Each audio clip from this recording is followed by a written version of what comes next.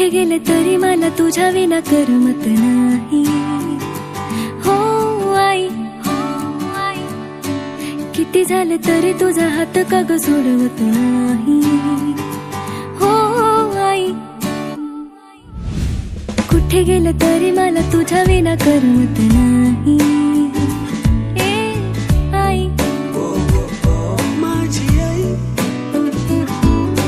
किती झालं तरी तुझा हात का ग सोडवत नाही.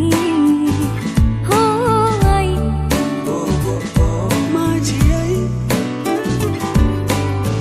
पदराने पुसलेले ओठ, गर्दीत धरलेले बोट, शाळेचा पहिला